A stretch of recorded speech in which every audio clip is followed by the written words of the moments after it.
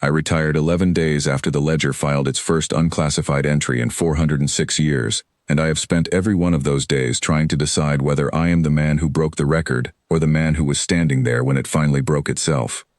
I was senior archivist of the Ashendrel ledger for 31 years, keeper of the deepest and most complete taxonomic registry in known space.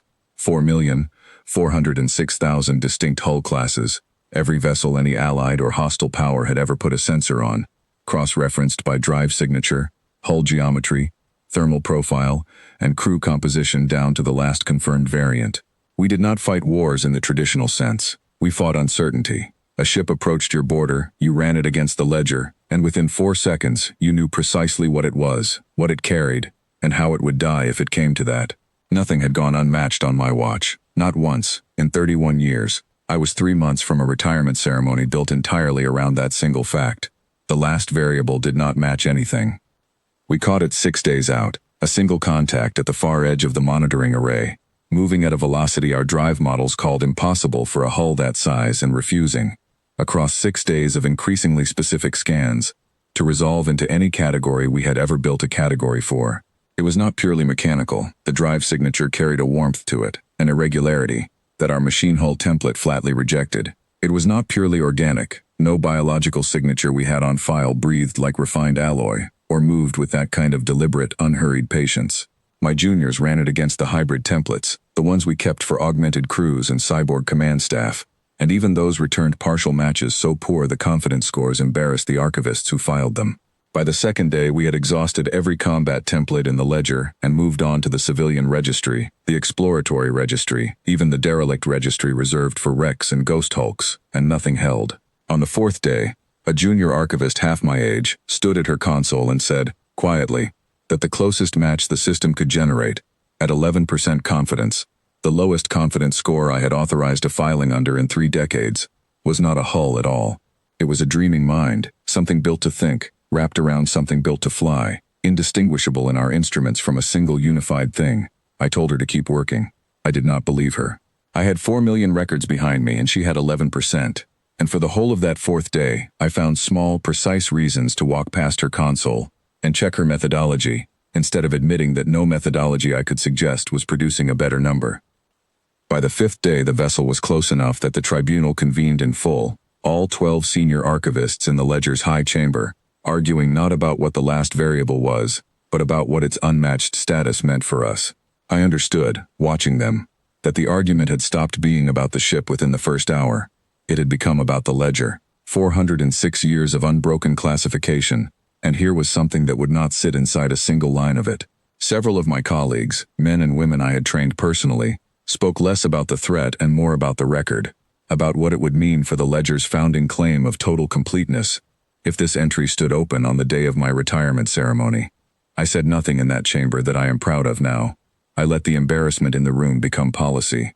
When the vote came to authorize a preemptive strike against an unidentified, unprovoking, unhailed vessel, a violation of every protocol the ledger itself had written, I voted with the majority, 9-3. I told myself it was prudent to move first against the unknown. I know now it was pride wearing prudence as a disguise. We fired without a hail. 61 interdiction platforms, the full ring defense of the ledger's home station, opened on the last variable the instant it crossed the engagement boundary, and for perhaps 4 seconds I believed we had done the sensible thing, because nothing in 406 years had ever survived that ring intact. The ship did not evade, it did not accelerate, it simply continued on the course it had already been holding for 6 days, and the platform's fire, coordinated, overlapping, calculated by systems that had never once failed to solve a firing solution, passed across its hull, and did almost nothing that our sensors could later explain, except confirm, at last at 11% confidence rising rapidly toward certainty, that the thing living inside that hull had been awake and aware of us for every second of the 6 days it took to arrive, and had simply not considered us worth answering until we made the mistake of trying to kill it first. What happened next took under 9 minutes, and I did not watch all of it, because by the 3rd minute I was in an evacuation pod with 11 other archivists while the ring defense came apart behind us 1 platform at a time, in an order too precise to be anything but deliberate. The platforms that had fired first died first, as if the ship were simply working down a list we had unknowingly handed it the moment we opened fire. The The high chamber, the tribunal room where I had voted 9-3, took the 6th minute. I know this because I watched the spire that housed it fold inward on the pod's rear display, slow and almost gentle, the way something falls when nothing beneath it wants to hold it up any longer. It did not pursue the pods. I want that understood plainly, because it is the detail that has kept me awake more than any other. It had every capability, by every reading we took in those 9 minutes, to erase every escaping archivist along with the station, and it simply did not. It finished what the ring defense had started against it, confirmed the ledger's central spire was no longer capable of housing a decision-making body, and then held course, the same patient, unhurried course it had carried for 6 days before we ever fired a shot, outward, past the wreckage, toward wherever 6 days had only ever been a fraction of its actual journey. I filed the report myself, 3 days later, from the recovery station where the 11 of us were still being treated for pressure trauma. I wrote the entry the way I had written 4 million others before it: hull designation, drive signature, confirmed capability, recommended classification, and when I reached the final field, the one that in 406 years had never once been left blank, I could not complete it. There is no category in the ledger for a mind that dreams its way across the dark for years at a time, patient enough to absorb an unprovoked strike from 61 platforms without answering in kind, until the strike had already failed on its own. There is no confidence score high enough to describe certainty about a thing that chose, deliberately, not to kill us when it plainly could have. I filed it as unclassified, the first entry in the ledger's history to carry that word instead of a number. My name is on the line beneath it, where 406 years of tradition says the senior archivist signs his confidence in the record. I signed my name and left the confidence field empty too, because for the first time in 31 years I did not have one to give. I retired 11 days later, as scheduled, in a ceremony no one had the heart to hold in the chamber that no longer existed. They gave me the honor anyway.